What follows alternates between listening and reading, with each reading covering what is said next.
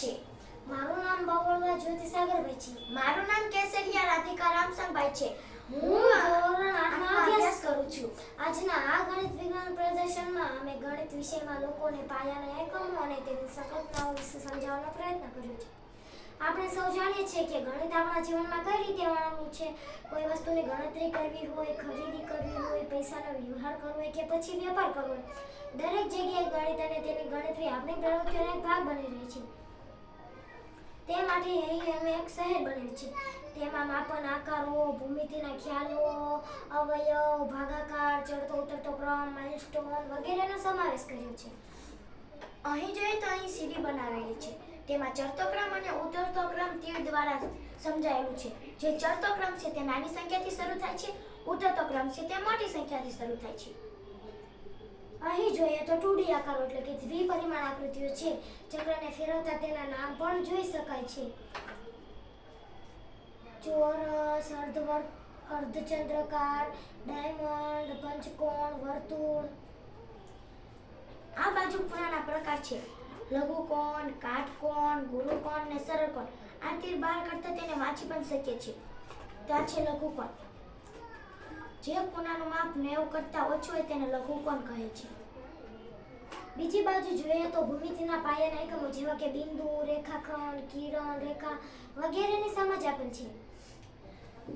આ બાજુ અવયવ વૃક્ષ એટલે કે ફેક્ટર ટ્રી કહે છે. અહીં 72 ના અવયવ બતાવ્યા છે.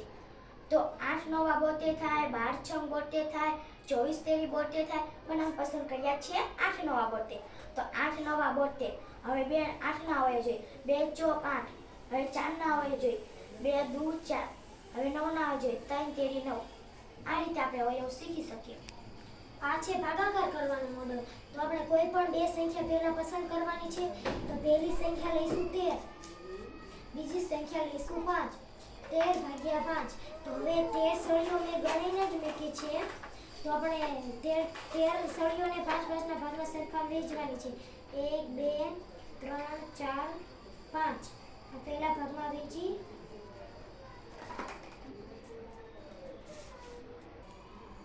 હવે બીજા ભાગમાં વહેંચીશું. 1 2 3 4 5. તો હવે ત્રીજા ભાગમાં વહેંચવા તો આપણે પાસે 5 નથી પણ 3 જ છે. તો એને સાઈડમાં મૂકી દઈશું. એક કહેવાશે શેષ. તો આપણો જવાબ આવ્યો 2 અને શેષ વધેલી 3.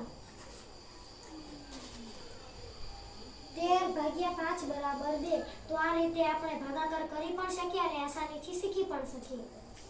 આ છે સરવાળા કરવાનું મોડલ. આપણે કોઈ પણ પહેલા બે સંખ્યા પસંદ કરીશું.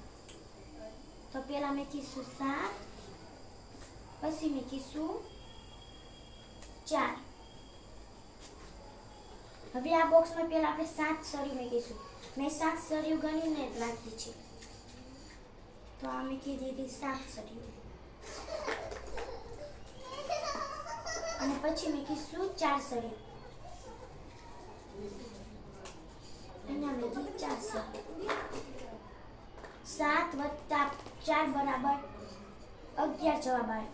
તો આપણો જવાબ આવ્યો 11. આ રીતે આપણે સરવાળો શીખી પણ શકીએ અને કરી પણ શકીએ. હવે આ જોઈએ. આ છે કરન્સી પોલ.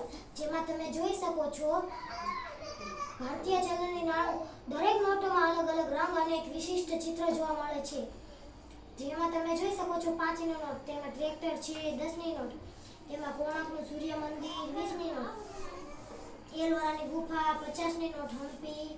100 ની નોટ રાણીની વાવ. 200 ની નોટ સાંચીનો સ્તૂપ જોવા મળે છે. અને હવે 500 ની નોટ. 500 ની નોટ તેમાં લાલ કિલ્લો જોવા મળે છે, જે આપણે દિલ્હીમાં આવેલો છે. અહીં જોઈએ તો આ વર્તુળ અને તેના પ્રકારો છે. વર્તુળના પ્રકારોમાં ચાપ, જીવા, કેન્દ્ર, વ્યાસ વગેરેનો સમાવેશ થાય છે. આ મજાનું ગણિત અને તેની રજૂઆત જોઈ તો તમને અમારા ગણિત ઉદ્યાન એટલે કે મેથ સિટીમાં ફરવાની મજા આવીને. આભાર.